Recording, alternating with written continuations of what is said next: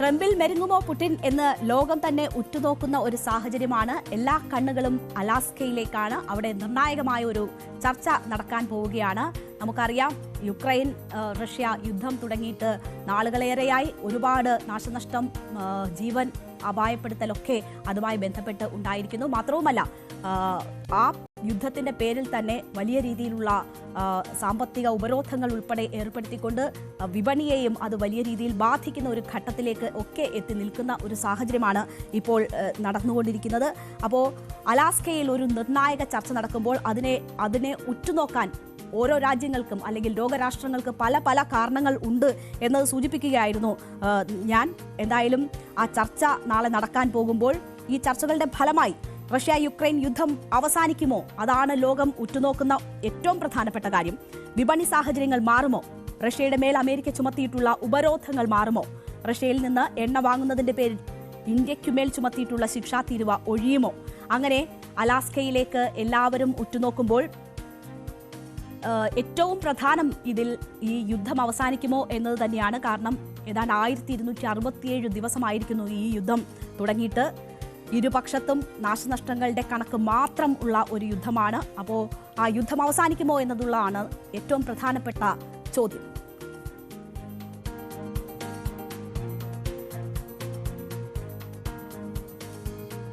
യുക്രൈനുമായുള്ള യുദ്ധം നാളെ അവസാനിപ്പിക്കണം എന്ന ഒരു അന്ത്യശാസനമാണ് ഈ ചർച്ചയ്ക്ക് മുൻപ് ട്രംപിന്റെ ഭാഗത്തു നിന്നും ഉണ്ടാകുന്നത്.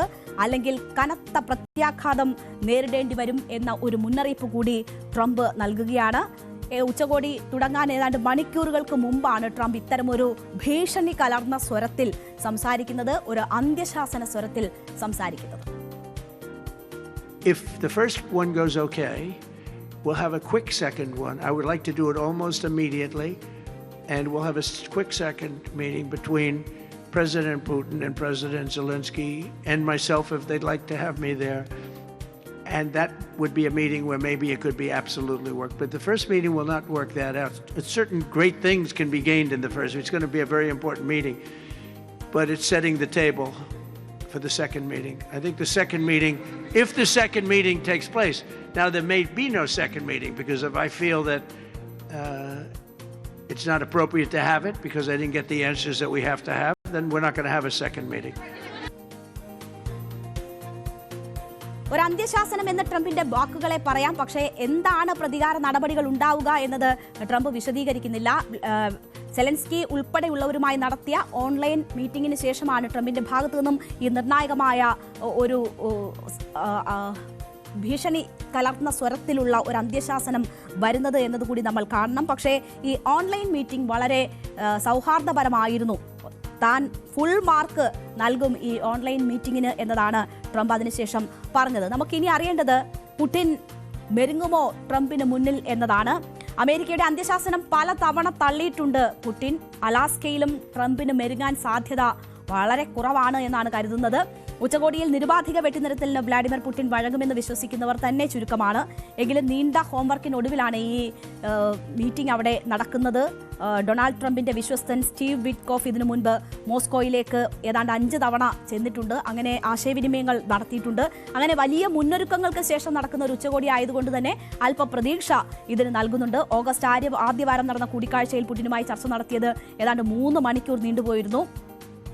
യുക്രൈനിലെ വിവിധ പ്രവിശ്യകളുമായി ബന്ധപ്പെട്ടൊക്കെയുള്ള ചർച്ചയാണ് അതിൽ നടന്നത്. യുക്രൈൻ എന്ന രാജ്യത്തിന്റെ 19% ഭൂപ്രദേശം ഇപ്പോൾ റഷ്യൻ നിയന്ത്രണത്തിലാണ്. ലുഹാൻസ്കും ഡൊണാസ്കും കടന്ന് കൂടുതൽ പ്രദേശങ്ങൾ അധീനതയിലാക്കുക എന്നതാണ് റഷ്യയുടെ ആഗ്രഹം. ഡോൺബാസിൽ 1 ഇഞ്ച് വിട്ടു നൽകില്ല എന്ന വാശിയിൽ സെലൻസ്കിയും നിൽക്കുന്നുണ്ട്. അപ്പോൾ രണ്ടുപേരും അവരവരുടെ നിലപാടുകളിൽ ഉറച്ചു നിൽക്കുന്നതാണ് നമ്മൾ ഇപ്പോൾ കാണുന്നത്. പ്രവിശ്യകൾ വിട്ടു നൽകിക്കൊണ്ടുള്ള ഒരു സമാധാന ഫോർമുല എത്രത്തോളം ഫലം കാണുമെന്നത് നമ്മൾ കണ്ടറിയേണ്ടുന്ന കാര്യമാണ്. ട്രംപ് ഉണ്ടെങ്കിൽ പോലും പുടിനും സെലൻസ്കിയും അവരുടെ വാദങ്ങളിൽ ഉറച്ചു നിൽക്കുകയാണ്. ട്രംപുമായി നടന്ന ഓൺലൈൻ യോഗത്തിൽ പുടിനെതിരെ സെലൻസ്കി അതിരൂക്ഷ വിമർശനങ്ങൾ ഉയർത്തിയെന്ന വിവരങ്ങൾ വരുന്നുണ്ട്. യുക്രൈനിലെ എല്ലാ മേഖലകൾക്കും മീതെയും സമ്മർദ്ദം ചെലുത്താനുള്ള ശ്രമമാണ് പുടിന്റെ ഭാഗത്തു നിന്നും ഉണ്ടാകുന്നത്. അങ്ങനെ അത് നടത്തിക്കൊണ്ടുള്ള യാതൊരു തരത്തിലുള്ള പോംവഴികളും ഉണ്ടാകില്ല എന്നതാണ് സെലൻസ്കിയും നൽകുന്ന സന്ദേശം. അപ്പോൾ 10,000 മരിച്ചു വീണ ശേഷം യുക്രൈനിൽ ഒരു നാറ്റോ മോഹം ഉപേക്ഷിക്കാൻ സെലൻസ്കി തയ്യാറാകുമോ തുടങ്ങിയ ചോദ്യങ്ങളൊക്കെ ഉയരുന്നുണ്ട്. എന്തായാലും വെള്ളിയാഴ്ച അലാസ്കയിൽ നടക്കുന്ന ചർച്ചകൾ നല്ല ഫലങ്ങൾ നൽകിയിട്ടില്ല എങ്കിൽ അത് വലിയ തിരിച്ചടി, ലോകരാഷ്ട്രങ്ങൾക്ക് തന്നെ തിരിച്ചടിയാകുമെന്ന് തന്നെ നമുക്ക് പറയാം.